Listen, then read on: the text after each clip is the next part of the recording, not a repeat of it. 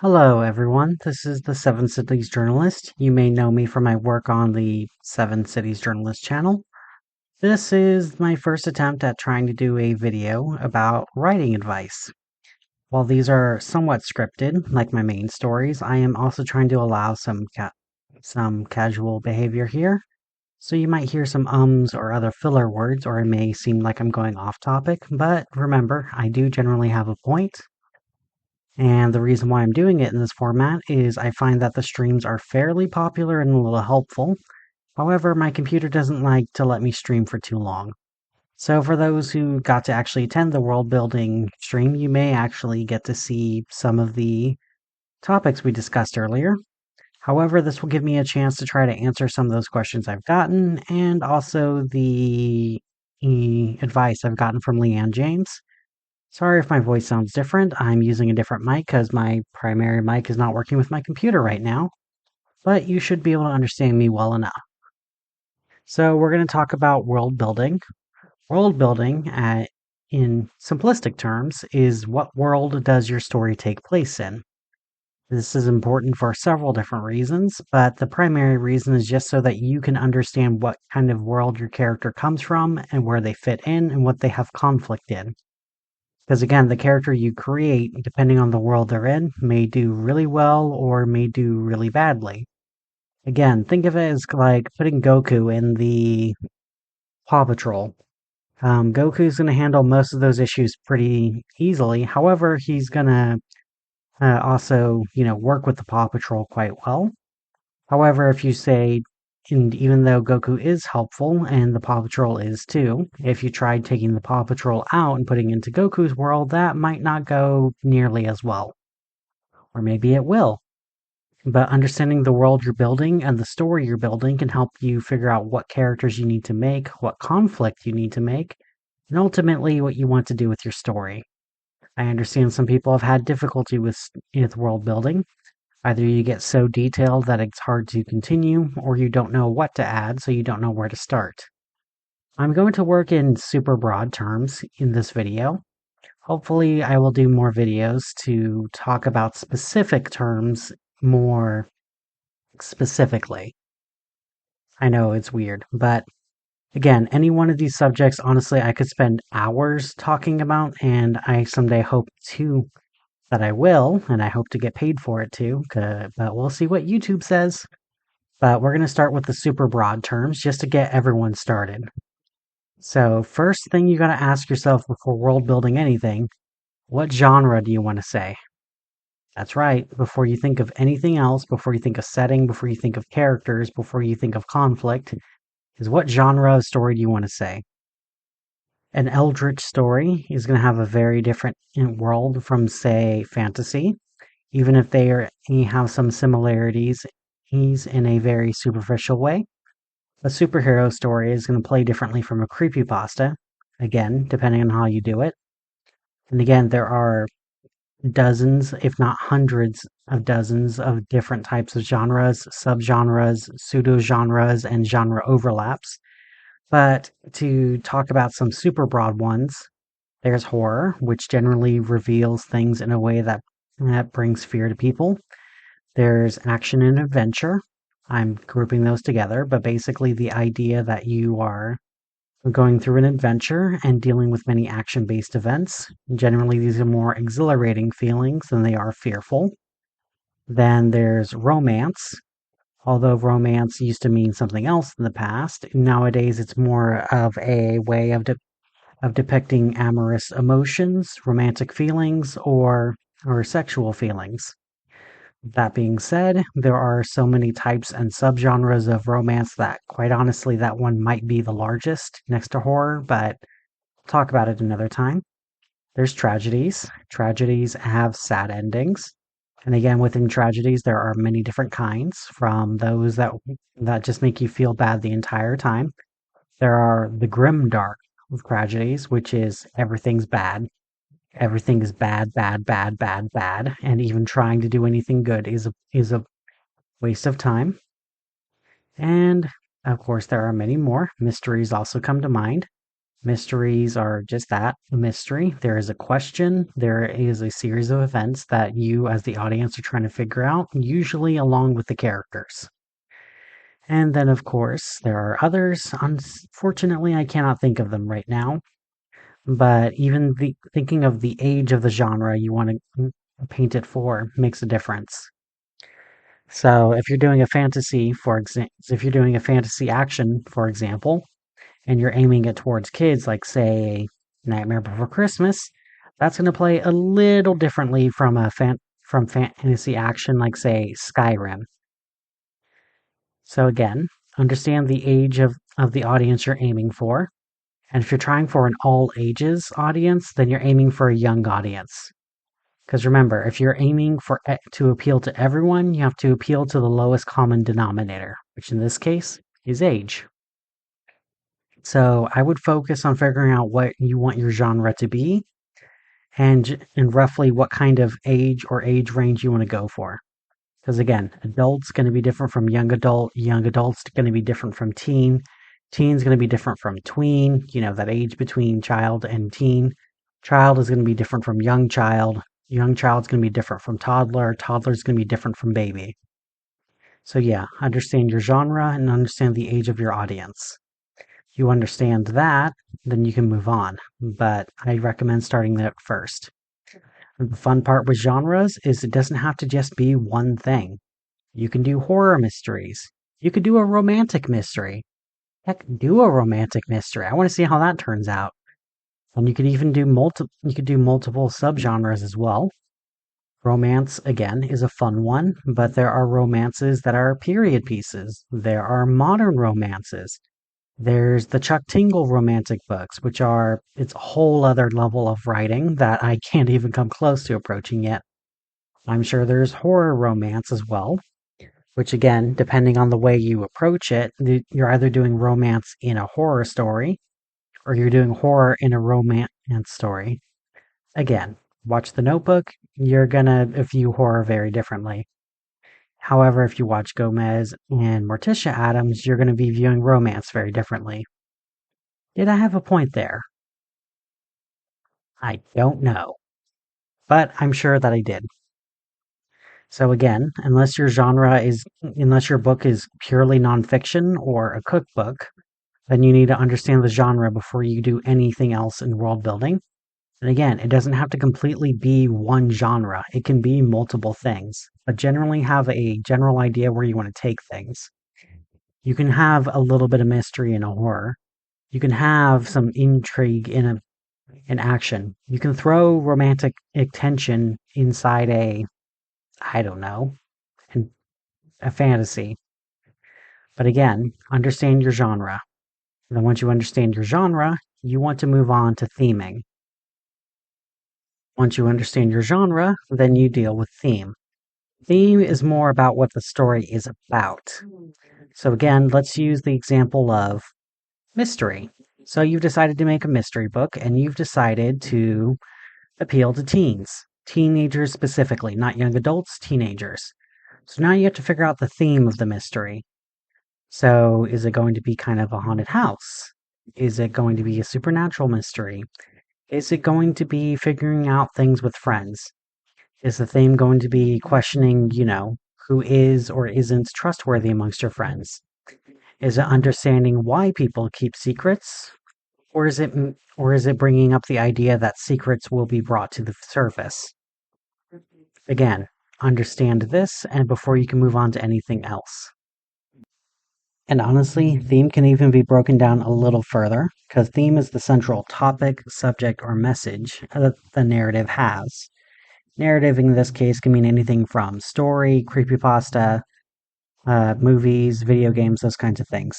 Please note I will be discussing creepypastas, video games, and movies a lot because those are the ones I am the most familiar with.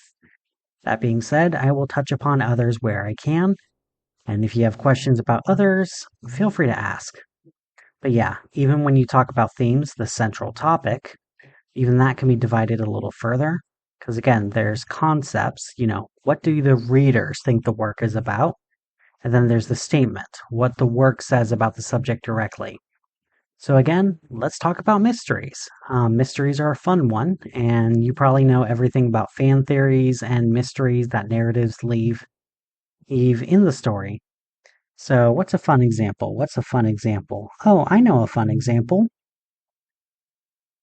In creepypastas, there are these things called rules creepypastas, where basically the protagonist is given a list of rules they need to follow. If they do not follow the rules, then something bad happens. So, a common mystery with these rules is who writes the rules? So, you can have the readers theorize where the rules come from, and you can and you, the writer, can have your own mystery of where the rules come from. Were the rules written there by previous survivors? Were the rules written by a ghost or a witch? Or maybe the rules aren't anything. Maybe the rules were just made up as a prank that went too far.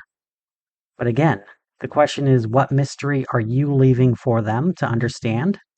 And then what are the readers gaining from it? But again, that's creepypastas and rules. Let's think a little bigger to understand theme.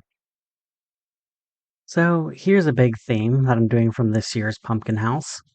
For those who are not following my channel, I highly recommend you do, but for those who want to know what I'm talking about, I'm referring to the villains in the Pumpkin House specifically. A big theme with that one is these are young villains going through the process. So the thing is, every character gets a chance to either understand what is being said, or they don't get a chance to understand what's being said.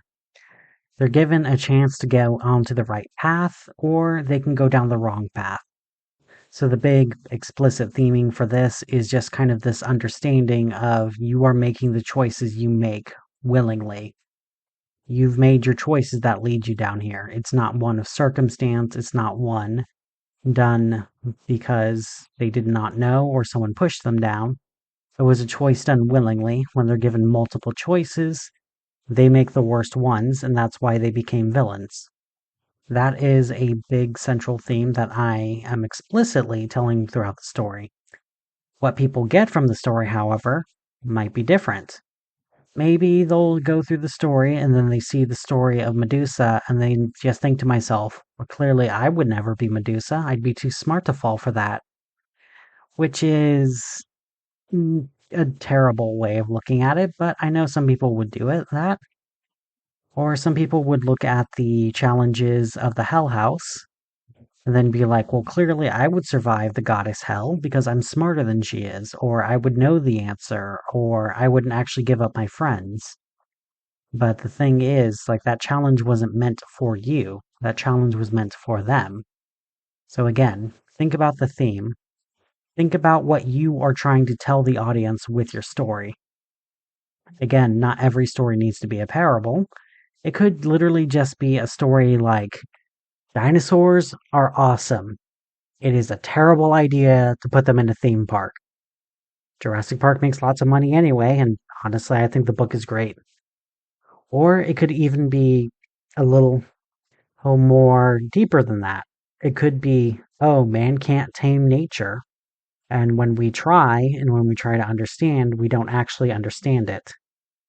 But again, Jurassic Park's a great idea because the explicit things being told there and what people are taking from the story are not necessarily the same thing. Again, referring to the Jurassic Park book over the Jurassic Park movie, but it is hinted at in the movie. Because if you pay close attention, John Hammond keeps saying things like, no expense spared, no expense spared, no expense spared. But if you actually look at his actions and look at everything in the park, you realize that there are a lot of corners cut, and quite frankly, he's going to get someone killed sooner or later. Because again, the whole movie started because someone died on the park, and then he had to prove that the park was safe. So instead of bringing in, quality testing engineers or zoologists, he brings a paleontologist, a botanist, a chaostician, who, fun fact, was supposed to be testing the automated systems there, and a lawyer. And when all the experts were essentially saying, this is a terrible idea, this is a terrible idea, these animals are dangerous, they aren't under control, we can't predict what they're going to do, he went ahead anyway.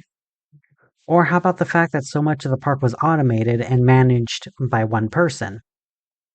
I don't know how many of you guys work in an IT environment or have worked in an office environment or any kind of environment that has delicate systems that all depend on one person. When you have a single point of failure, guess what's going to happen? And then again, this little IT guy betrayed Hammond because he felt like he wasn't being paid enough by Hammond. He explicitly told Hammond this. Explicitly. And again, if you're someone who has spared no expense, everyone on your team is going to be well paid. You're going to have redundancies upon redundancies upon redundancies. And again, if you know anything about how, zoos or theme parks are made, you would understand and all the little costs there too. But again, the theming of that story specifically becomes a little less about, oh, it's a terrible idea to tame dinosaurs specifically, and it's more like, this man is incredibly arrogant, and he would never tame nature. Sure, you could broaden that to say a man is too arrogant to control nature, but you actually can break it down and see all these little details. When you understand the theming, you can add those little details. So it goes from here's a story about some tourists getting eaten at a dinosaur park to it's about how man can't tame nature, and look at all these dumb ways he tried to tame nature and how he kept trying to convince everyone he was in control when he absolutely was cutting costs and going to get someone killed. See? Get something quite interesting. And then you have the audience interpretation, which is dinosaurs are awesome, which valid. I really valid. I really think that's really cool. And again, I love dinosaurs. I love Jurassic Park. And yes, even seeing everything that went wrong with Jurassic Park, I love the franchise. And I love what can be done with it. Yes, I'm aware of the Jurassic World franchise. Yes, I've seen Cretaceous Park. I have thoughts. This is not about that. But do you see the point of what I made there? Of how the theme of man can't control nature, and then you show those little details. You have a character to represent mankind, a very specific version of mankind, but a version of mankind that has power.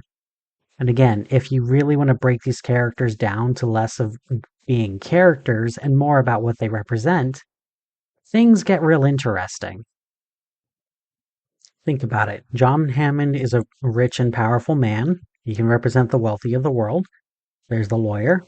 You can have the lawyer represent a few different things, but just being a lawyer.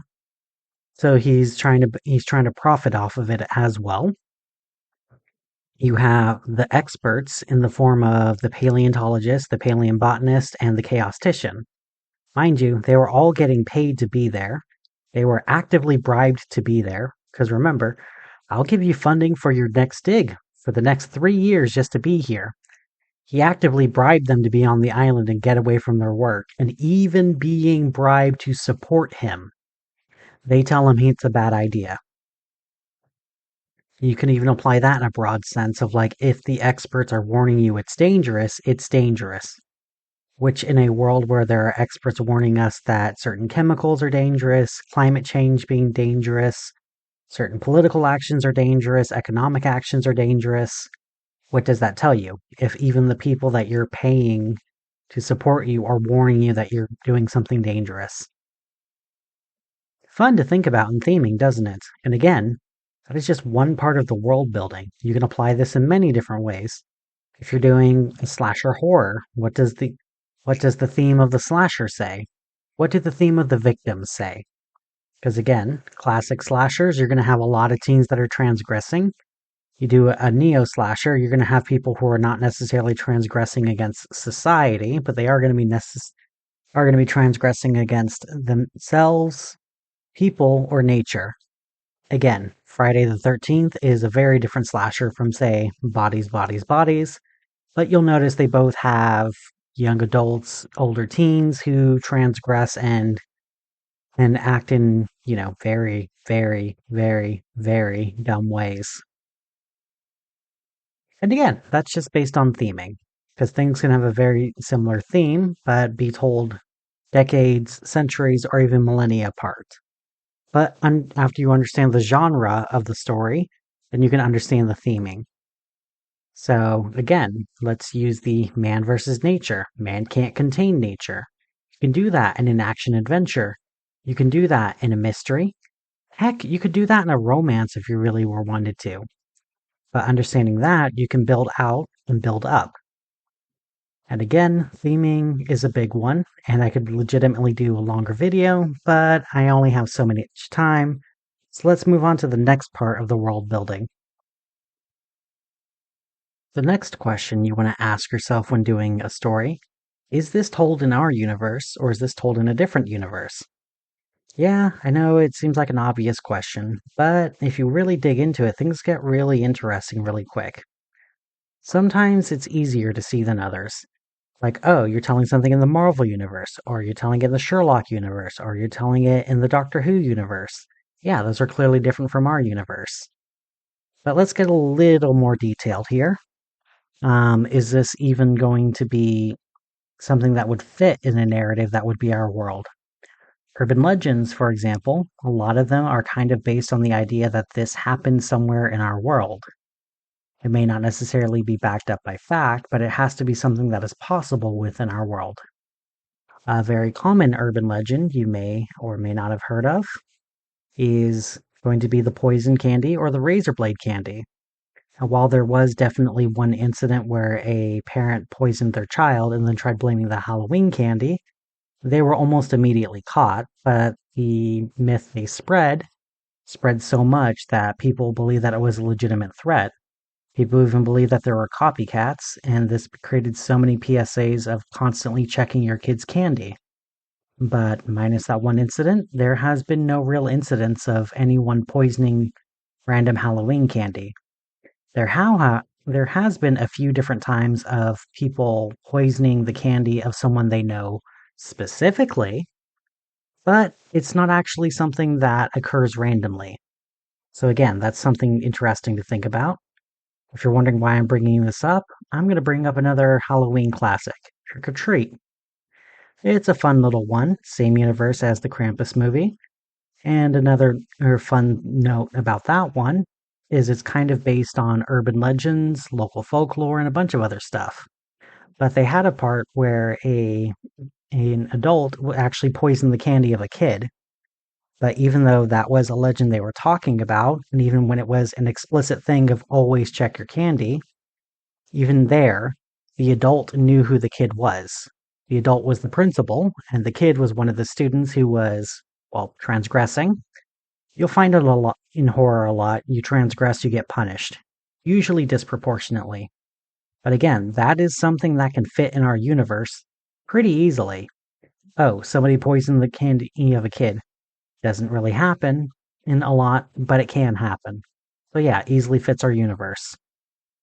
And then there's stuff that doesn't quite fit our universe, but does kind of fit our idea of the world. Again, using Jurassic Park, as much as we love Isla Sorna and we love Isla Nublar, and as much as we love the Costa Rican military, that's not really our world. Because again, the geography is not really physically possible. So, again, is that our universe? No, it's not. Because as much as I wish it was possible, we can't really clone dinosaurs. Yet. At least not in my timeline. But, and again, when you really dig into it, some of these things do get quite interesting. And if you try to force a narrative into our universe when it doesn't fit, you're going to find that it's going to be a lot harder to do when you world build. A fun example of this, the Marvel Cinematic Universe. When those movies first started, they wanted them to take place the same year they came out and try to make it where they're lined up with our world, pop culture references, all that fun stuff. But then as time went on, things got more complicated. You start backfilling things and start adding things. It basically becomes impossible for it to be our universe. So again, you might find that it's usually just easier to be like, this is a different version of our universe. Makes sense. It's easier to do it that way. It's a lot easier than trying to make stuff fit in our world. Or trying to explain random things in the past as based on things in the story. Fun example of this from a B movie is Abraham Lincoln Vampire Hunter. No, not Vampire Hunter. That's the good one.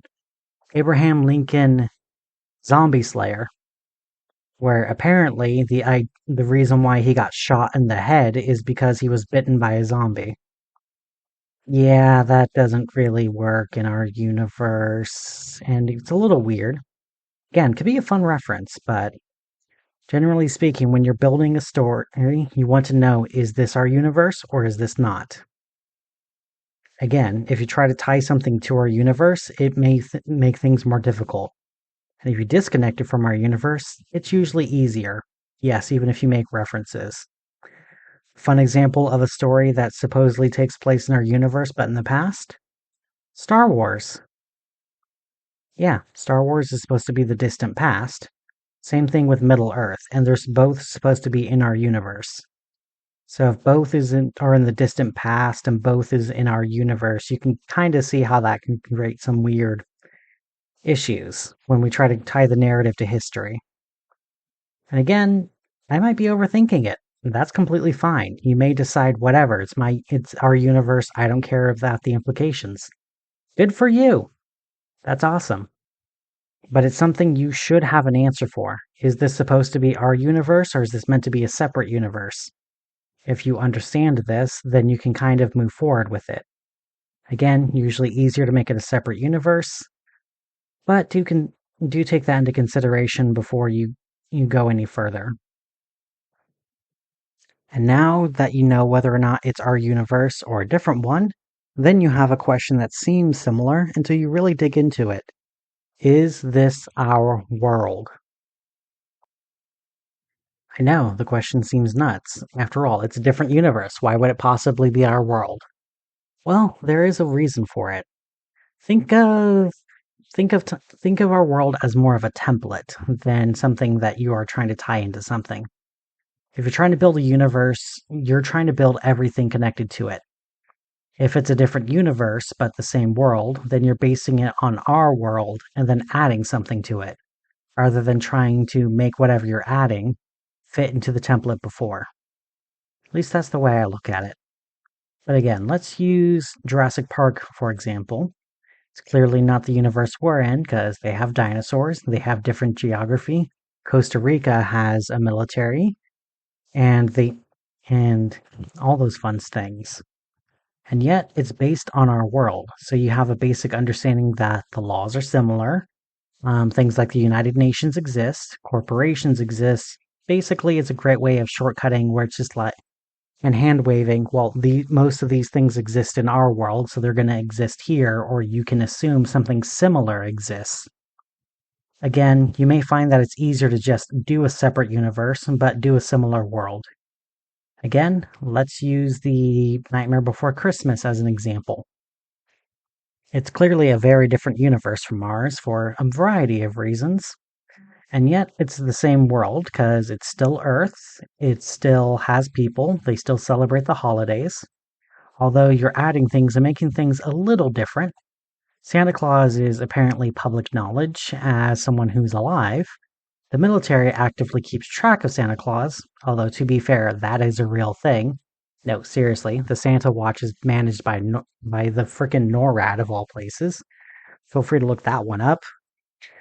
But again, you're thinking of it as if you're just creating a world wholesale. That's a lot harder than just adding something to our own world. So if you're creating a brand new planet with brand new rules, that's great. Do it that way. But just know that's a lot more complicated than just basing it off something that already exists. So if you're doing a setting that's, say, Mars, like in The Martian, where it's a little bit into the future, NASA's fully funded, but the science and everything is based on the real world. That is a fun example where it's like, yes, it's technically a different universe because things are a little different, but it's still a world we can recognize, even though it's on a different planet. Fun, isn't it? Again, I could really go into detail here to fully explain everything. But basically, when you're building a world, you have to ask yourself, am I making a brand new world? Or am I basing it off something that already exists? If I'm basing it on something that already exists, what am I keeping? What am I taking? You can also view it as a recipe. Are you following the recipe exactly and then adding something to it? Are you changing some of the ingredients of the recipe but generally keeping the shape whole? Or are you taking the ingredients and making something completely different? Because of, again, flour, eggs, salt, and water can make very different things depending on how you cook it and when you mix everything. So, understand what kind of world you want to build, and understand if you want to build something completely new, or if you want to base it off something and then let it grow from there. So, again, generally the way I find it, at least when you're starting out, understand your genre and then go from there. Most people like to start with Earth and then go from there. So it's a lot easier to start with a mystery that's on Earth in the 1920s than it is to do one that's on Mars during the 1820s. Though to be fair, I would love to see a mystery story on Mars in the 1820s with Victorian technology. Make it happen, Internet. I know someone out there will. And again, basing something off something can be incredibly helpful. If you love The Lord of the Rings, you understand that it's a medieval level society. You understand what it's based on. You understand that it has wizards and knights and kings, and a lot of people have a medieval style technology, even if they have things they wouldn't logically have, like potatoes and pipeweed. Pretty cool, right? So again, if you're going to base it off something in our world, understand what you're basing it off of, and then build it from there. So I guess the better way of phrasing our world is, what are you basing your world on? Again, there's lots of things you can do with it. You can base it on a fiction, you can base it on a history, you can base it on a fictionalized version of history, all kinds of fun stuff, and there is no wrong answer. Remember, the Old West was a real historical time, but the way it was shown in films was basically incorrect every time, and yet it was the most popular genre for decades. So, base your world on whatever you want to base it on. Just understand what you're basing it on and how much you want to take from it. If you want to build a really accurate version of medieval society, do that. If you just want the aesthetic, do that too. If you want to do something that's a little medieval in some ways and a little not in other ways, also do that. Just understand what you're basing it off and go from there. And again, aesthetic is fully a valid reason of basing your story off that. If you want to do a story with 1960s aesthetic, but you don't want to deal with topics of racism, sexism, intersexism, or queer discrimination, or other forms of bias and discrimination, by all means do that. But just understand it may make your world look a little weird, but it'll give you fun ways to explore the story in other ways. Again, Fallout is popular for a reason. But going from our world now it'll lead to a more complex but incredibly crucial target. There is what I like to call the cosmology of the story. This is one of the most complex and has surprisingly the simplest answer.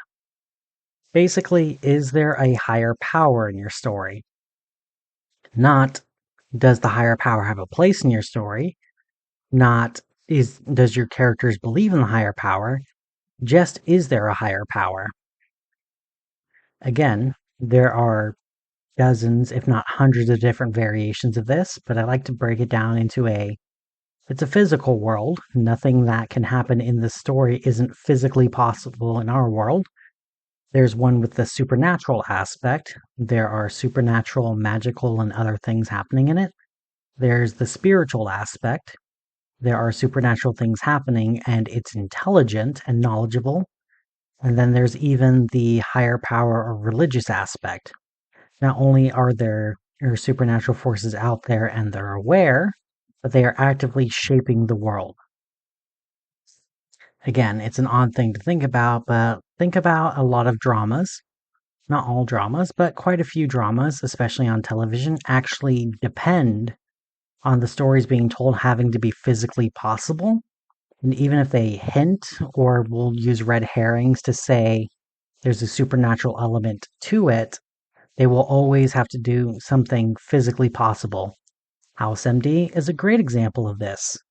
The show has lots of different people who are superstitious, religious, or believe in a higher power of some kind. There are a lot of strange coincidences, and there are a lot of different things where it makes you question what is or isn't happening, and makes you think that something supernatural might be happening. And then the show shows you not only is what happening have a physical explanation, but it will walk you through and explain it in a very specific way. Dramas are interesting like this, and you can have a lot of potential. Yes, it seems limiting to only base things on the physical world, and yes, that is definitely true. But you can also see all kinds of crazy things that actually have a scientific or at the very least an understood explanation of why it's happening. Again, you can do a lot of things with that. And then if you do have something with a higher power in it, you, the writer, have to understand how this higher power works, even if the characters or the audience aren't allowed to understand how it works. Let's use an example I'm pretty sure most of the audience isn't going to like. Who here is familiar with the Twilight Saga? No, I'm not asking if you're a fan, I'm just asking if you're familiar. But again, the Twilight Saga has two major different explicitly supernatural things, vampires and werewolves. Again, both are interesting, both are supernatural, and both are based on different things. So with that in mind, when vampires and werewolves become possible, then what else is possible? Are there ghosts in Twilight? Are there demons? Are there other kinds of monsters? Are there Dullahan? Are there Fae? What's available? What's possible? Again, once you start introducing the supernatural, and you only introduce one kind of supernatural but not the other, at least you as the writer need to understand what makes one supernatural possible but not the other. If you decide to include vampires in your book, but they're not actually folklore vampires, they're more of a disease that mutated and caused people to crave blood, by all means do that. Have that be the supernatural force of the book, where it's just the disease that gives people power. Again, it's an odd thought to have, but again, when you start introducing supernatural elements, you at the very least need to understand why certain things are possible or why certain things are not possible. We'll discuss that a little more in known rules and unknown rules. I know some people call it the magic system, which valid, even though the magic system may encompass things that are not necessarily magic, or at least not considered magic by the narrative. Again, using Twilight as an example, you introduce vampires, you introduce werewolves. Awesome. Are trolls a thing? Are goblins a thing? Why are they not things? Wouldn't that be easier to do than vampire or werewolf? Yeah, it's really weird when you try to focus on making certain things true but others not true. So again, it's easier if you understand the rules of the world even if the audience doesn't or you do not explain it. And then basing it off those rules, you can build around it. And again, understanding the kind of genre, theme, universe, and the kind of world you want to build makes the cosmology a lot easier. And again, it can get really complicated really quick, but at the very least, you need to understand how it works. So, if there are gods in the world, does that mean that every myth in the world is true, or only some of them? Were the gods created by the myths, or did the myths create the gods? These are the kinds of questions you need to ask when you're figuring out your own cosmology. And it gets really complicated if you start introducing multiverses, because then you can have multiple universes with different physics, different rules, different governments, different all kinds of things. Then it starts becoming a question of what is or isn't possible and what you can or cannot do. Rick and Morty is a fun example of this. If there are truly an infinite number of universes, then what's to stop Rick from just choosing the perfect universe where nothing happened? Well, there are reasons why, but see, that's where things can get interesting. And again, the way you would start with cosmology in its simplest terms is what kind of story are you doing? Is it one with or without magic? Is it one with or without the supernatural? Is it one with or without religious forces? And again, if you're trying to assign that one religious force is correct and the others aren't, do be prepared to explain that, because even if you're not going to explain it to the audience, you're going to have to explain it to yourself. Again, if you're going to tell a story where the Egyptian gods are real, but everything else is fake, then it raises the question of, why aren't the Egyptian gods in charge? But again, maybe that could be explained by our next aspect. And again, I have a lot I could talk about cosmology. But if you want some fun narratives to think about cosmology-wise, there's Star Wars, which has the Force, which definitely seems to be as much a character as it is a plot device.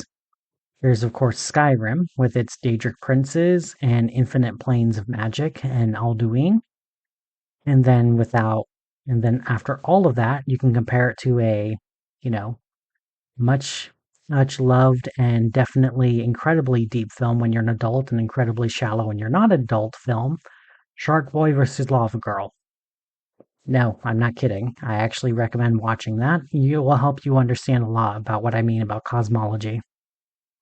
But when we move from cosmology, we now have the next aspect, the known rules. Now, known rules are incredibly tricky to define, but I'll do my best. Essentially, known rules are, what do your characters know about the universe, and is it accurate or not? So let's use an example such as Cabin in the Woods. Most of the characters know that cabins are possible. They know about things like death. They know that people aren't supposed to be killed by zombies, things like that. They do, however, also know other things like camera shows exist. That's why the Fool character was like, oh, I'm on a hidden reality show. Because again, that fits within the known rules of his universe. And again, those are the known rules. Does not make them accurate, but it is the rules that are known. Again, you can think of it like these are the known rules of the universe. You can think of it as these are the known rules of the society, or even these are the known rules as I understand them. Again, I'm autistic, so it's the way I view the world, but I do feel it's helpful to know for writing's sake, where it's just a, what do your characters know about the world? Is it accurate or is it inaccurate? Kind of thing. So if you have a random character from, I don't know, let's say a Sherlock book, Sir Arthur Conan Doyle, and then stick a vampire in there, how much will they actually know about vampires? Will they know about vampire rules? And will what they know about vampire rules be accurate against it? Again, it's interesting to think about because you don't really think about it until you do think about it. Where it's, what are the known rules of the society that you are in? Are they accurate or are they not? It can be anything from hey, what comes up must come down, like gravity. Could be germ theory. It could be the shape of the planet. But again, these known rules can give you a lot to explore, because then you can either use these known rules to your advantage, or you can show them just how wrong known rules are. You can see how much people panic when society fails them. You can see how much more they panic when they fail their society. And more interestingly, you can watch the way their minds melt when something as simple as gravity or life and death suddenly get contradicted in ways they weren't expecting. And again, these are just known rules. If you want a fun example of a known rule in our world that's not really known, look no further than The Walking Dead. There are dozens or even hundreds of different names for the walkers, and they never used the term zombie once. Well, it was used once in the comic by Glenn, once, in the context of you won't get down from that building because all these buildings are filled with zombies. And apparently Glenn's the only one who knew the word zombie. According to the writers, that's because zombies never became a subcultural phenomenon like they did in our world. But that's a fun example of a known versus unknown rule. If you stick someone in our world in most zombie fiction, they would at least be aware of the zombie's weakness of shooting them in the head and wouldn't need to be told about that. So yeah, it's an interesting thing to think about of known versus unknown rules. And now let's discuss unknown rules a little bit more. Now, unknown rules are even trickier to define, but once you figure them out, it gets quite interesting. So let's think horror genre, because these are easiest to work with. The unknown rules. These are the rules that apply in the universe that the characters are not aware of.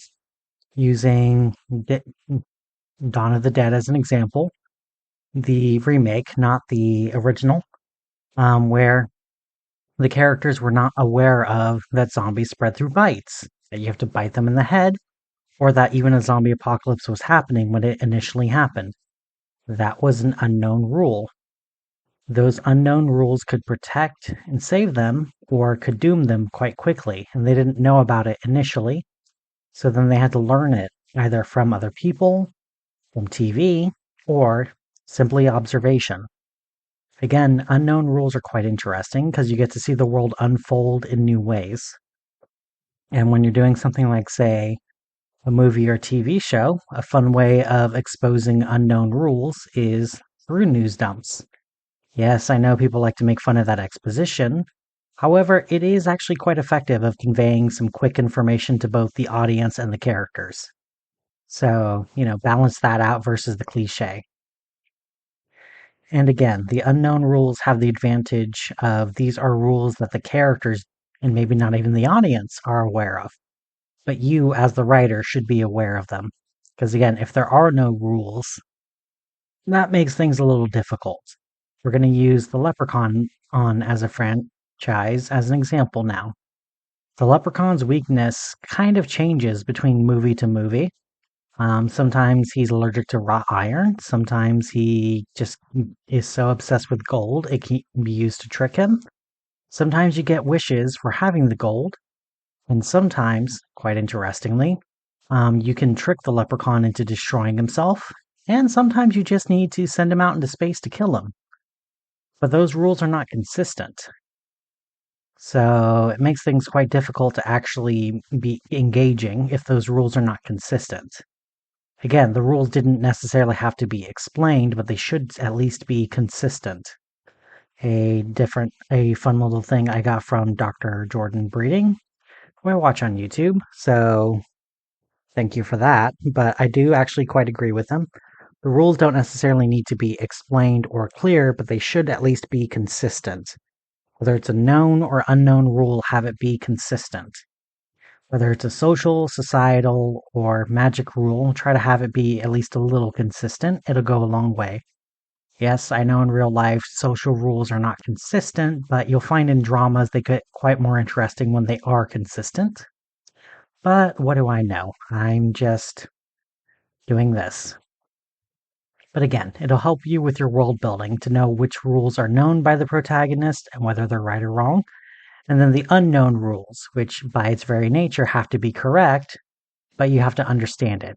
You can't necessarily have an incorrect unknown rule. Because if the characters don't know about this unknown rule, but the rule is inaccurate, it doesn't exist. It's kind of like a subjective unknown. You can't have an opinion about something that you aren't aware of. So, where was I going with that? I don't know. I do not know, Mr. Krabs. Okay, now on to our next part. Past, present, and future. Now, past, present, and future is where we start getting into setting. Again, it's a part of world building, but we'll get there in a moment. And again, I know it's weird that we spend so much time before we got to setting, but there's a whole point to it. Building a world is not necessarily the same thing as building a setting. When you get really into writing, your setting is as much a character as any of the characters in your story.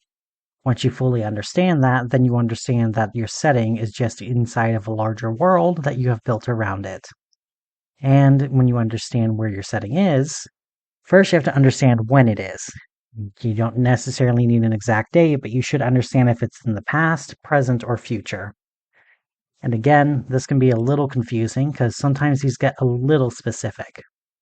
A real fun example I like to think of, Nightmare Before Christmas. If you pay attention to the opening sequence, and I mean really pay attention to it, you'll notice that the narrator is actually telling you that the story you're about to watch took place in the past. Kind of interesting. So all the events of The Nightmare Before Christmas led up to that point where the narrator tells you. And if you listen to some of the ending songs, they'll tell you that they reveal that the narrator was actually Santa Claus and that he eventually found Jack and Sally and their kids, but I'm getting ahead of myself. So that is an example of a setting that takes place in the past. If you want something that takes place in the present, that can actually get a little more difficult, especially if you're trying to build something that's quote unquote timeless. If you want a fun example of this, there's Scooby-Doo. Because every time they make a Scooby-Doo show or they make a Scooby-Doo whatever, it's supposed to take place in the present time that it is being made.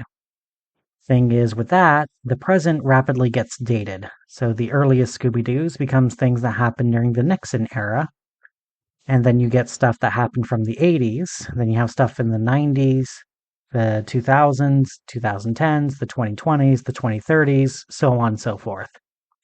So again, if you want to do a perpetual present, by all means do that.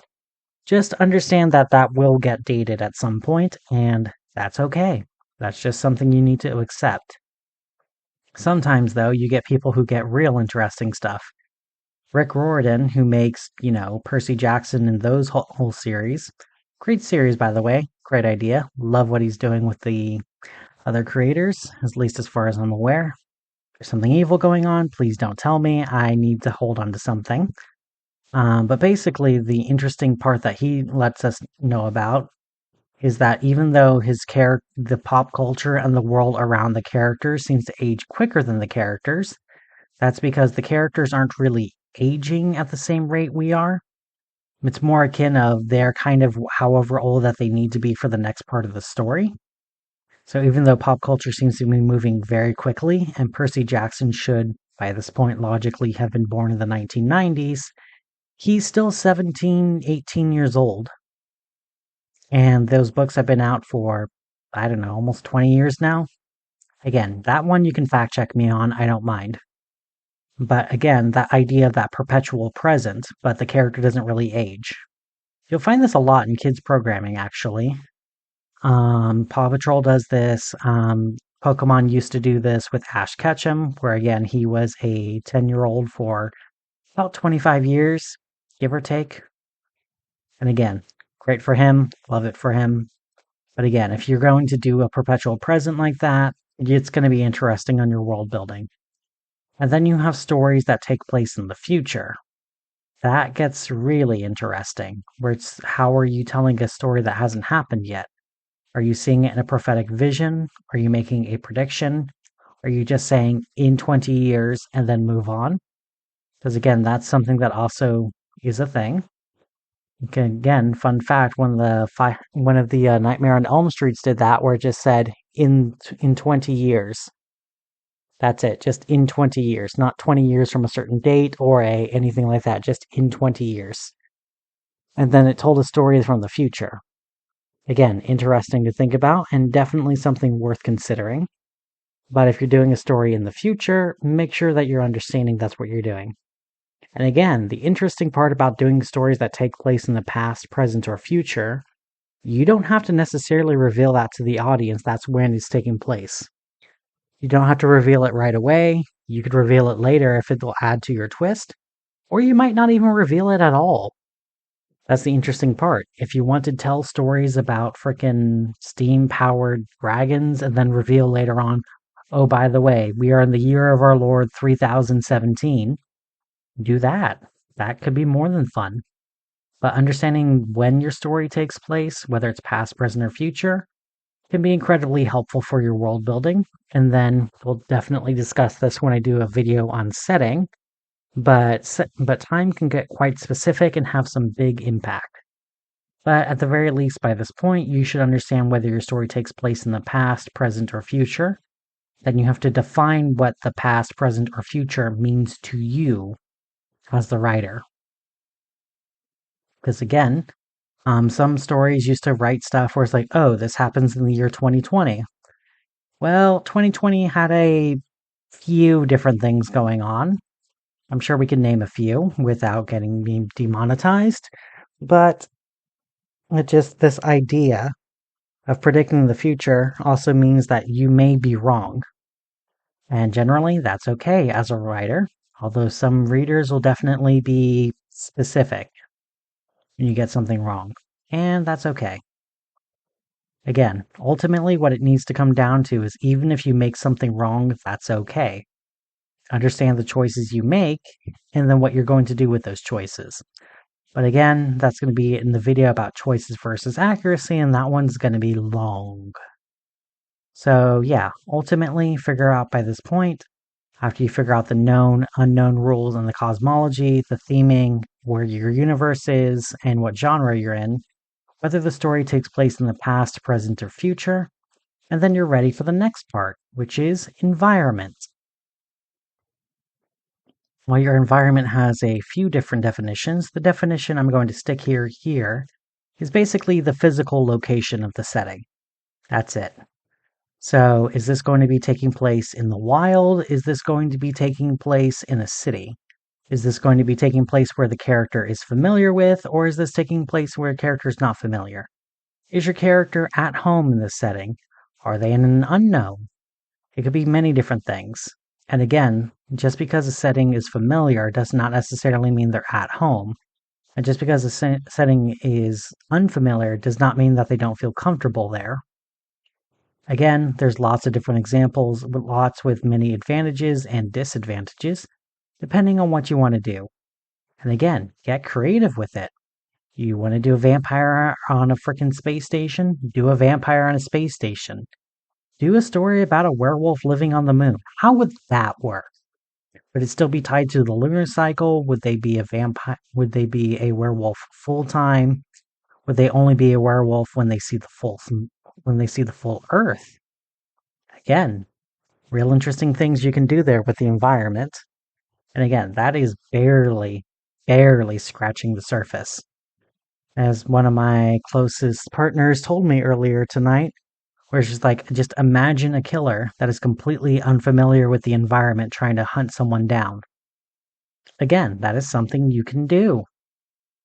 Where it's just you could do a slasher thing, where it's like, cool, it's a slasher. Slasher at an isolated camp is going to be acting a little differently from a slasher at an isolated ski lodge.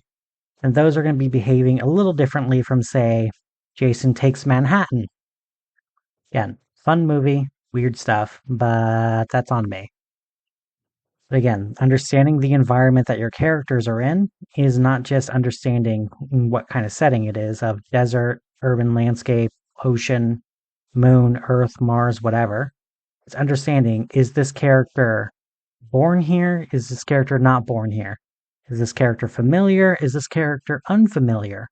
Does your character know this environment or do they not know their environment? You can even have characters in settings they do not understand. The Saw franchise started with two characters in a locked bathroom that did not know where they were at. That's a great example of environment. And again, that single bathroom became its own iconic thing. Gotta love it. Gotta love it. Gotta love it. But again, this is just environment. And again, I can and will do massive videos about setting. But basically, you have to understand the physical place where your characters are located and your character's relationship to that environment. How familiar they are with it, how unfamiliar they are with it. Is it hostile? Is it not hostile? All kinds of fun things. But there's definitely a lot to go over. And again, bigger topics generally get less minutes in these kinds of videos. So let's move on to the next one. Everyone's favorite, the government. So other than the fact that government works for birds, not really, I'm not a conspiracy theorist, people generally don't have the same consensus about governments. But generally speaking, what is the government, or I guess society, that your character is in, and is it even available? Again, there are characters who may grow up without a government or a society. They may grow up alone, and then suddenly they have to deal with government. Wouldn't that be interesting if you have like a Tarzan-esque character who just survives on their own and then suddenly they discover a city and then now they have to try to fit in? Wouldn't that be interesting? Or you can do it the other way around. Someone who is used to a city life, who has lived in their society, has become a part of their society and survives that way, is suddenly in an environment where they're isolated and unable to depend on it. Again, pretty interesting. But something else you do have to consider is what kind of government they have. Again, depending on the story, you may not need to get super deep with it. Again, in Cabin in the Woods, there's just a vague, it's kind of sort of the US government, and the US government is kind of sort of trying to kill them. Cool. That's kind of all we needed for that story to work, but other stories, it's quite essential. If you watch the Barbarian movie, great movie by the way, really great. The government was tried to be used to try to protect a character, only for the government to fail. Again, fun commentary there, and again has a pretty brilliant point there, a point that very few people consider. But what kind of government is the character in? Is it going to be one that is hostile or helpful? Is it going to be one that the character is even familiar with? Because again, your character could be anything. They could be a stranger in a new land, or they could be or they could be in a familiar place and a stranger comes to town. What kind of government or society are they in? What is their place in their government or society? Because again, who they are in their government or society is not necessarily who they are as a person. Someone could work at the front desk at the city hall and they could go home and grow man-eating plants. Someone could be a police officer during the week and on weekends they become a clown. You really don't know because again, just who they are in their role in society is not necessarily who they are as a person. It does not make who they are in their society invalid, but it does definitely raise a question of perception versus reality, which again, definitely needs its whole video and definitely appreciate Leanne James for bringing it to my attention. But again, a lot of people have certain perceptions of other people, biases or thin slicing or whatever you want to call it. They get the certain vibe and feeling about people. Does not necessarily mean that it's accurate, or it may actually be accurate in a certain situation or in this one circumstance. It does not necessarily mean that it's always going to be accurate. Overall, you have to understand what kind of government that there is available, or at least the character being aware of, and what role, if any, they play in the story. Again, in a lot of stories, the government being available, not really necessary, but there is still the societal expectation. So if there's not necessarily a government in your story or you consider it not important, think about your character's role in their society. Not just are they upper class, middle class, and lower class, although that's definitely important. You should consider who they are in their society, whether or not they are active in it, whether or not they enjoy their place in society, or whether or not they enjoy their society as a whole.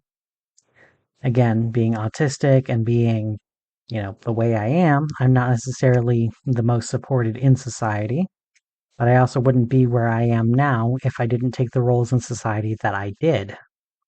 So, yeah, I definitely do take place in society, and again, who I am in society is not necessarily who I am all the time. Because again, I'm a storyteller. I'm telling you guys these things. That's not who I am in society because no one will pay for this. All joking aside, do understand that your character's role in their society or in their government. And then that will move us on to our next little part, the economy. I am not going to spend as much time on economy as I am on other parts because again, that could be its own other video, but we are going to cover some basics. So, assuming your character is in a society that does have an economy of some kind, that needs to be something you consider. What kind of currency do they use? Do they even use currency? How do you generate things that are necessary for survival? Again, in most stories, this is not necessarily super necessary, but at the same time, you generally need to establish a range of what things are valued at, what kind of people are upper or lower class, and what kind of things become rates that you become, necessary to spend money on. Giving a rather interesting example, um, let's say, for example, someone was offered you 50,000 to do a job that seems sketchy. Well, 50,000 what? 50,000 US dollars is very different from, say, 50,000 yen. And even then, those are just currencies that actually exist. If it's a fictional currency, then it can get even trickier if you don't give them some idea of, you know, perspective. Even using the Guardians of the Galaxy 2 as an example, they're talking about credits as their currency, where they mentioned that 50 was barely enough to buy a pair of boots. Okay, that gives me an idea of how much a credit is worth, roughly $1, give or take, and again, US dollars. But again, giving people an idea of how much their economy is worth and what is or isn't something valuable can generally come in handy. But if you don't really put that effort into giving an idea of what it'll do, it can get a little vague. So if it's just a high paying job that's being posted and then people are willing to risk their jobs, well, how much is that high paying job? It's $11 an hour. Yeah, where I'm at, $11 an hour doesn't get you a kick in the heel. So yeah, you need to have you don't again, you don't necessarily have to build an entire economy from top to bottom. Unless you're building a video game. In that case, do that, because we want to avoid the Skyrim thing where robbing bandits makes you richer than the Jarl. But again, you need to at least have a little bit of an understanding of the economy of what do characters need to survive, what do they need to contribute to it, and ultimately, what are things worth? Again, what is or isn't worth risking your life for?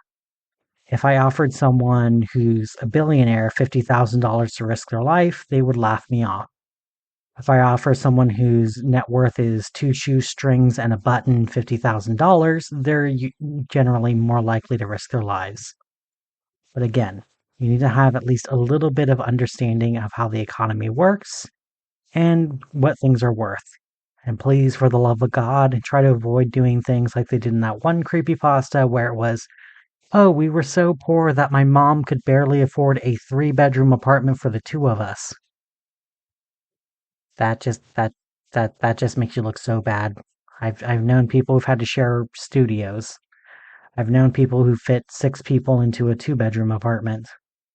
So that doesn't make me sympathize with you, the writer, and that makes me think you don't actually understand. But yeah, to have at least a basic understanding of economy can get you a long way.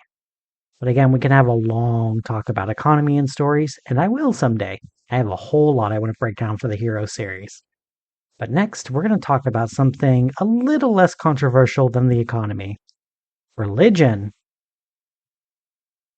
I guess, though, you can fold this religion into religion and belief. Essentially, what religion or belief do the characters have? Again, it doesn't necessarily have to be something that they believe in fully, but they should have something they believe in. Even if it's just concepts like justice, self-preservation, societal sacrifice, individualism versus collectivism, those kinds of things can generally flesh out a character and make things easier. It can also be an easy source for conflict, because you can give a character multiple beliefs and then make them contradictory. I've read a few on Tumblr. Sorry I forgot the source. If I ever remember it, I'll let you know. But a fun example of a conflict, you have someone who believes that women are equal to men. They also believe in respecting local cultural beliefs above all else. They head into a culture where women are treated worse than men.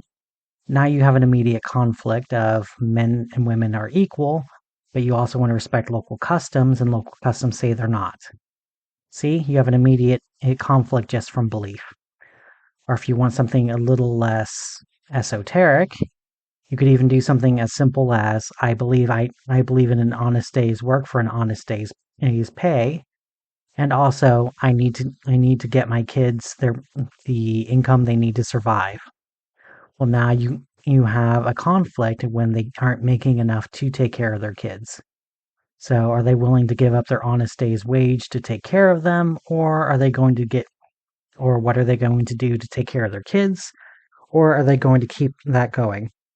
And again, this is just a belief rather than a religion.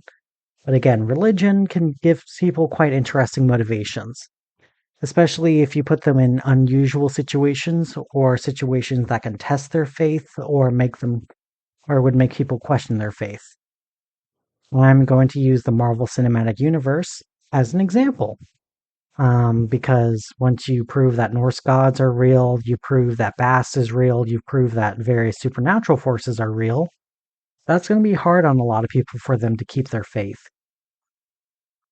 Once you meet things like Loki and Thor, then it gets a lot harder to believe in miracles that happened thousands of years ago.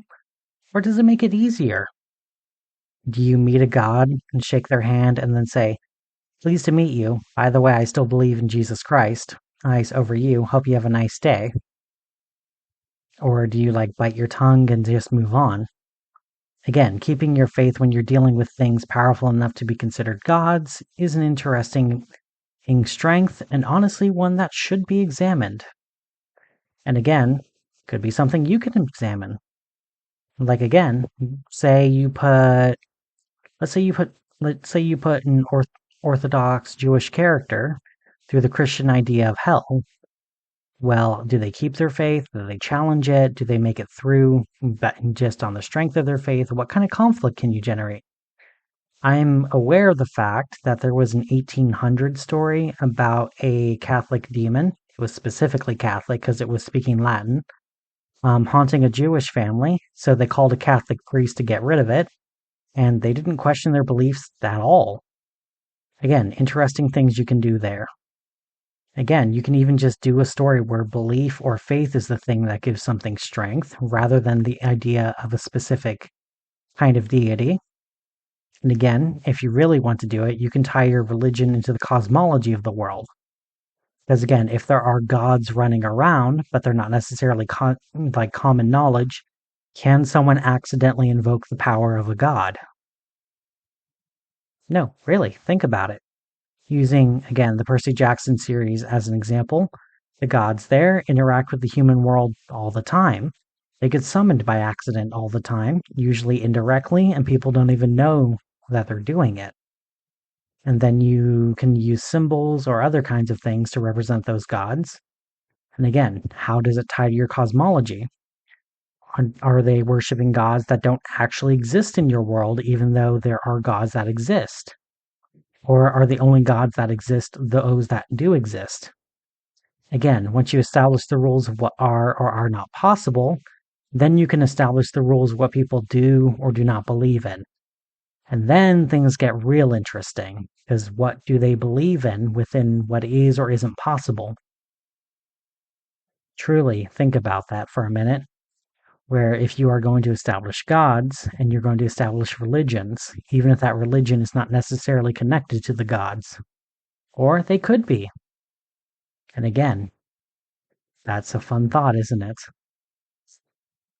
But if you want a personal writing prompt challenge, write a story about someone who meets a god that's different from their religion and how they react to that god. That's it. That's your prompt. You feel free to let me know in the comments. But let me move on to something that is a little related to religion and belief. Good versus evil. Ah, yes, good versus evil. A topic that has been discussed since the beginning of mankind, and many philosophers have driven themselves mad trying to understand it. Let's see if I can answer that in a few minutes. But when you're world building, you have to give an understanding of your characters of what do they consider good or evil. And again, this could be a societal view of good and evil. This could be a personal view of good and evil. It could be something in between societal and personal. But let's use an example of the Disney movie Coco. The family doesn't like music. They believe that's something evil. The son loves music, so he believes that it's a good. That's a conflict of good versus evil. But based on that world building of they believe music is evil. Why do they believe music is evil? The son believes music is good. Why does the son believe music is good? See? That's a fun little example. And again, understanding your theme and audience, you can get a firmer idea of good versus evil there. Because again, if your audience is 5 years old, odds are they're going to be watching something more Paw Patrol related and a lot less, I don't know, The Unwinding, which terrifying books. I still have no clue how I feel about those. But again, The Unwinding is more appropriate for young adults versus like the Paw Patrol, which is more suited for children, although I'm sure adults can love it as much as they want. But again, those deal with the ideals of good versus evil. What do your characters believe is good? What do your characters believe is evil? What does their society think is good? What does their society think is evil? What do the perceptions of their friends think is good versus the perceptions of what they think is good or evil? Because again, objective versus subjective. Subjectively, good and evil can depend a lot on perspective. If a man steals a loaf of bread from a baker, to the baker, the man is evil. The man who stole the bread to feed his kids is going to be seen as good to his kids. Again, perception can mean a lot when you're talking good versus evil. So generally, it's a good idea for you, the writer, to understand what good versus evil would look like in your story. And again, if you're not doing good versus evil, that's valid too. But odds are your characters are going to have an expectation of what is or isn't good to them, at least. If you're going to do a story about a bunch of amoral psychopaths going camping, they're still going to have an idea of this is bad for me when something bad happens for them, or this is beneficial for me, so that's beneficial to them. Yes, I know I mixed up the term psychopath and sociopath. Feel free to let me know. I already know. But again, that idea of good versus evil should be defined at least to yourself before putting the story. Because again, how the characters perceive it may not necessarily be the way the readers perceive it, and it may not be the way society perceives it, or even the society in their stories perceive it. Again, a lot of interesting stuff you can do there. And again, definitely deserves its own video and deserves multiple prompts. But the idea versus good versus evil, you can even just measure it in a way of just, is this a benefit or is this a detriment? Which is another way of doing it. But again, viewing it as a benefit versus a detriment, though, makes it feel more objective than it really is. Since again, these are ultimately writing exercises, it's up to you to define if it's good or evil. And again, even if you perceive it as good or evil, could be completely different. I once read a webcomic whose name, again, I forget, where the parents were missionaries who were supposed to be off doing missionary work for 6 months, so they left their son and daughter with like the sibling of the mother. Makes sense. Kids raised by the aunt for 6 months while they do missionary work. Fine, whatever. It's an interesting start. Then the parents disappear for 10 years. And when the parents come back, the kids are kicked out of the aunt's place, and the son is struggling in school. And generally, they believe the reason why is because the son turned away from God. Okay, makes sense. You can do a lot with that conflict. Except the way the story is framed and written, they never blame the parents for being gone for 10 years. The parents never offer an explanation of why they were on missionary work for 10 years without so much as a letter or a phone call or a reason. And again, the parents are defined as constantly in the right from their perspective. And the children are treated as the ones who are being irrational, and the aunt is the one being treated as irrational for being like, I can't take care of two kids for 10 years. But again, good versus evil. But the way I, as the reader, do not agree with the author that, yeah, the parent shouldn't disappear for 10 years without warning and without explanation. It's not necessarily the view that the writer had. But again, good versus evil there. And it's an interesting thought process. Because a lot of good versus evil comes down to perception, and is something that we should definitely think about. Do I have a point that I am making? I do not know. But I think we learned something today. So now let's move on to the next part, which is a little more setting. Next part of world building, which again is part of setting, where are you in the setting? That's it, just where are you in the setting? Again, depending on the scope of your story and the way and your format, this may change story to story, episode to episode, paragraph to paragraph. It varies, but it's still something worth considering. Going to use an example. If you're doing a multi-sequential whole ongoing sitcom, then yeah, the odds are Where Are You is going to change episode to episode or even frame to frame, and that's okay. But if you're going to be doing a creepypasta, odds are Where Are You is usually pretty set in one, maybe two settings. But it could be anything from you're in your car driving home at night, or you could be in a campsite night over Werewolf Falls. I don't know. But again, Where Are You is a little bit more specific than the environment, because it's not just are you in the city, are you in the desert? It's where are you in the city? Where are you in the desert? Again, you don't need to be as specific as here's my address. Believe me, I've tried. But the character should have a firm idea where they are, more or less, and you as the writer should know where they are, and being able to communicate where they are is going to be important to your audience. Yes, it may be tempting to be like, ooh, where are you? But unless your character quite simply does not know where they are at, the audience should actually have as firm of an idea of where they are as the character is. Make it too confusing, you can actually make it really hard for the audience to care. And trust me, you're going to want your audience to care. But again, this is technically part of setting, which I will definitely explore more in a future video. But think of it as a little bit more specific than just like, are you in the desert? It's more of where are you in the desert? And now that leads us to the next fun part, the when. Again, similar to the time aspect of setting, but again, more specific. It's no longer just what year are you or what season are you. It's are you in the daytime? Are you in the nighttime?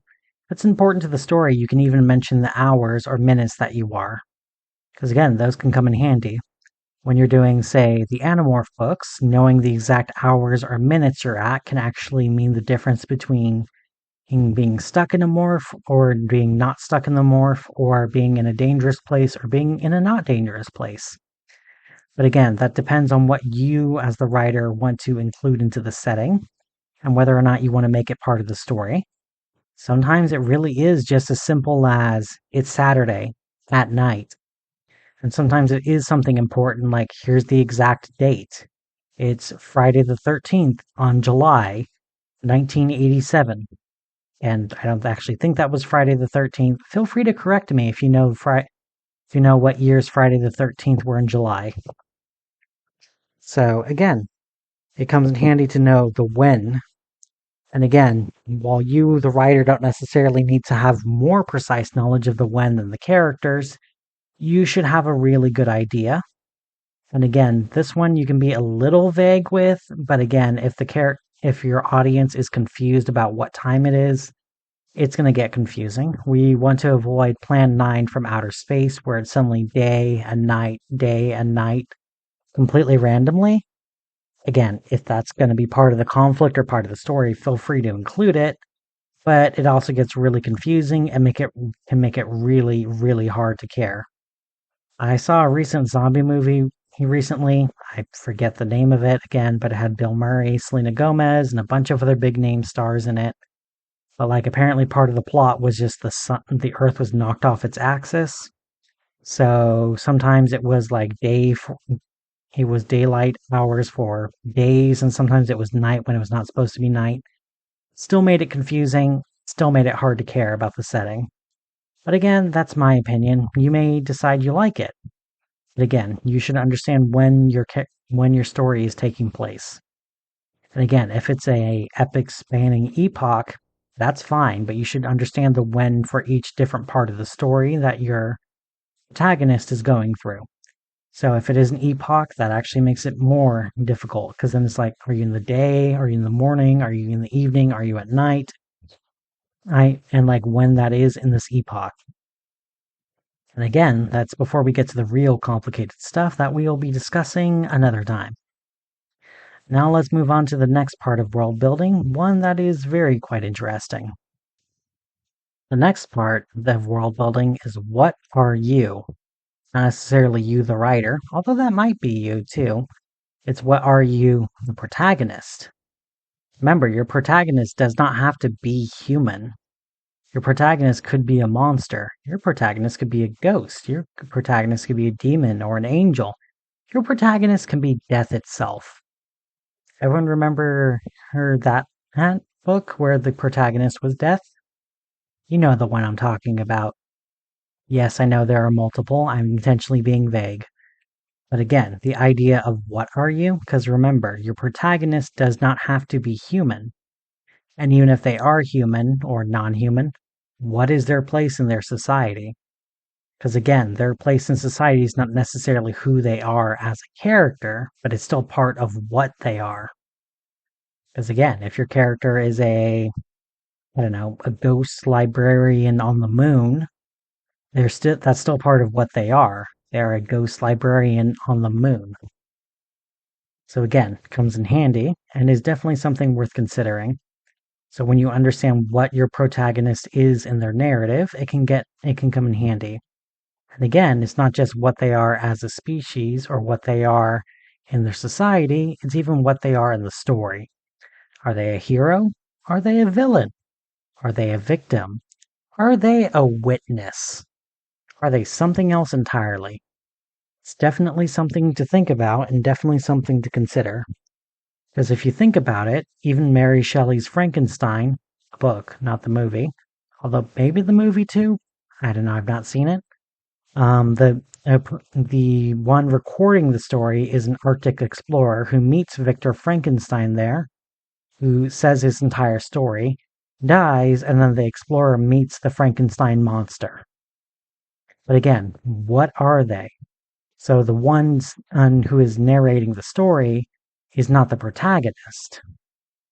They're just an Arctic explorer. I say just an Arctic explorer, like that's not one of the coolest things you could be, but still. It's something to think about, where it's not just what are you as a species, it's what you are in your narrative, and it's what you are in the story, and it's what you are in your society. When you consider all those things, then it gets real juicy real quick. Are they in exile? Are they someone who is loved by society? Are they upper society? Are they lower society? Are they somewhere in the middle? Are they something else entirely? Again, it's a lot to think about because a lot of people build their societies in a very hierarchical way. Again, not all societies, because you can define a society in this case from anything from a multinational or Maslow's hierarchy of needs to just who you are in the family, or who you are to your friends, or who you are in your polycule, or who you are in your friend's polycule. That's a fun way to look at it, isn't it? But once you understand what you are in the narrative and what you are in the society and what you are as a species, you may find all kinds of fun conflict or at least fun character growth you can do. Again, real fun to think about. At least to me. I like to think about it.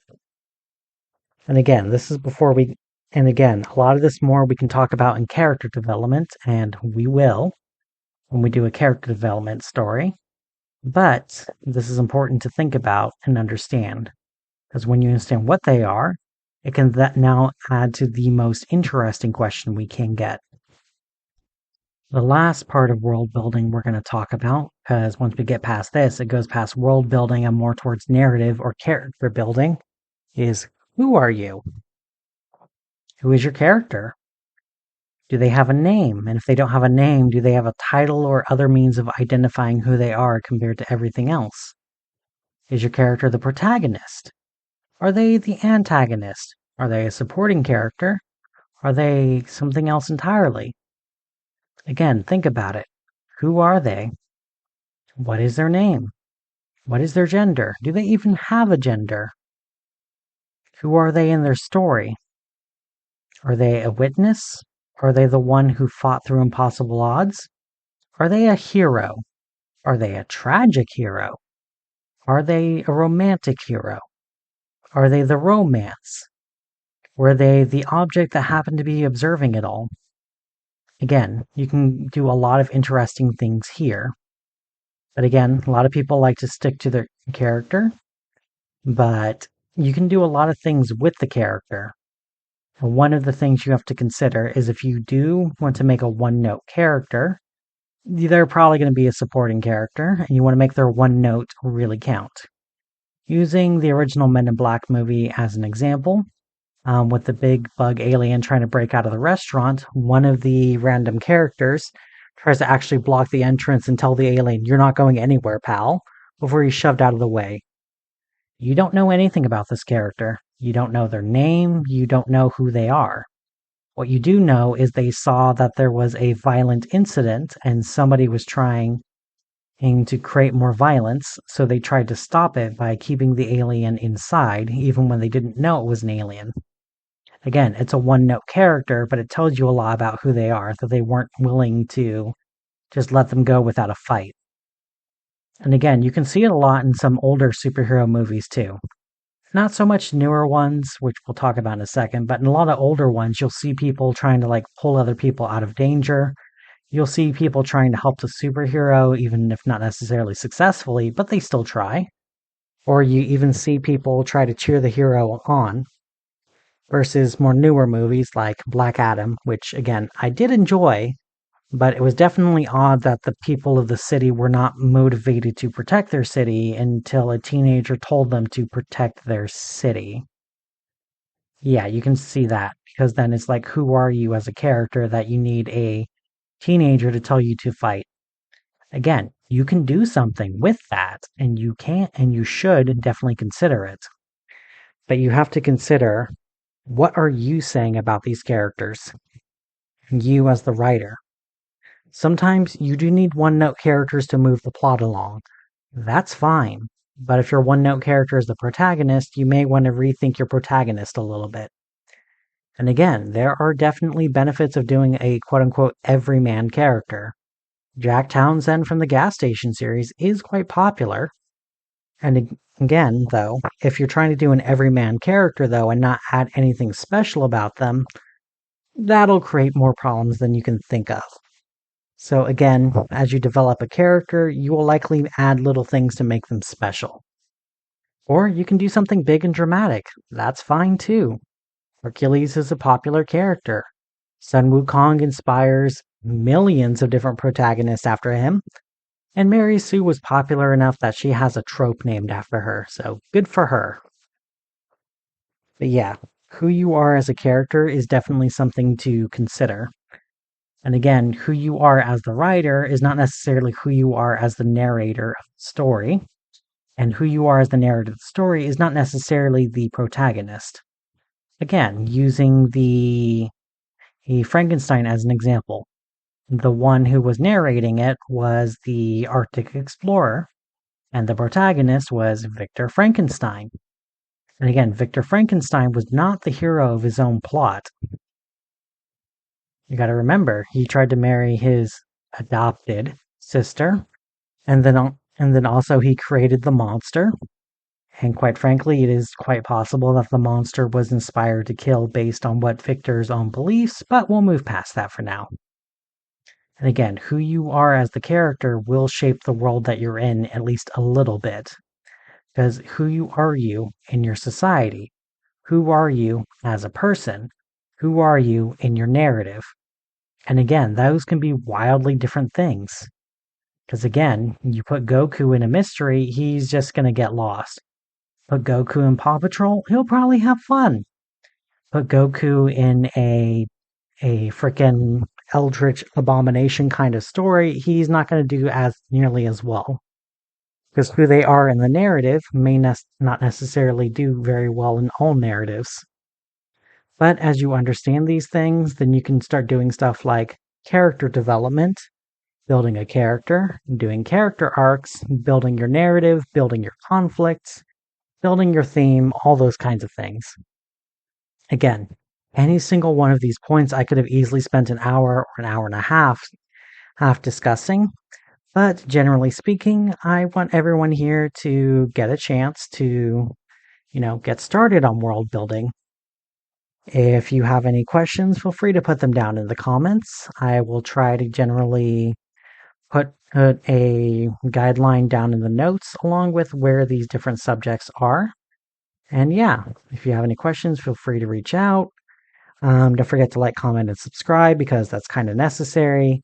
Sorry about the more rambly nature of this, but I find that people generally like the way I talk during the live streams, but I also don't want to necessarily just ramble on completely without a script. So I hope this is quite enjoyable, and with any luck, I will get more people on this someday. Who knows, maybe this will actually be worth something, or maybe I'll just inspire you to write. I don't care. Because remember, ultimately, if you forget everything else here, the thing I want you to remember above all else is that you just need to write. That's it. You just need to write.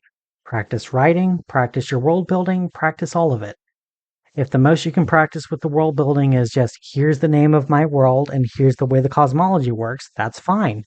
Or if you want to work the other way around, here's my character, here's the genre I want to put them in, I don't know what setting works best for them, that's fine too. Everyone needs to start somewhere, and it's completely okay to start wherever you're most comfortable. If any of the points we talked about seem like they're not helpful for your world building, by all means skip it. Or if there's something you're like, actually, you should include this, by all means include it. There's a lot of things I had to skip over to make this, only 2 hours and not 19 hours. And again, that's okay. If I miss anything, by all means, correct me. By all means, add it to your writing. By all means, find what works best for you. The whole point here is to get you a starting point that you can work with, not to be a hard and fast rule. If there's anything here you think you can skip in and make your story work, do that. If there's anything you want to add to it to make it more clear to you, do that too. If you have questions about any specific points, I'll try to answer them or I'll try to make a video about it. But remember, world building is just one part of writing. It's one I'm really good at. It's one I love to do, but it's something that's not the only part of writing. Because remember, if you're just doing a one-off story that's not going to connect to anything, your world building doesn't need to be too bad. However, if you do need to build a multi-story arc that's going to be taking place across multiple perspectives and multiple people, you'll find that world building may actually become quite essential, along with character building and other stricter rules. And again, these strict rules are not from me. They're going to be coming from you. They're going to be coming from all of us. Think of it like building a house. You have to build rules about what is or isn't acceptable in the house before you can even lay down your foundation. Once you've built those rules and you decide to stick to them, you lay your foundation. Then you start building your pipes. Then you start adding your electrical. Then you start adding everything else you need. And then gradually you can find something that you're going to build. And again, even if it feels like something restrictive because it's the same rules every time, you'll find that within your own rules, you can actually build so many different things. But yeah, if you have any questions, feel free to ask. But I hope this is enough to get everyone started with world building. And thank you so much. I hope you have a good rest of your night or day or evening or whenever I get this video out. And again, sorry about my voice. I hope everyone has a good day.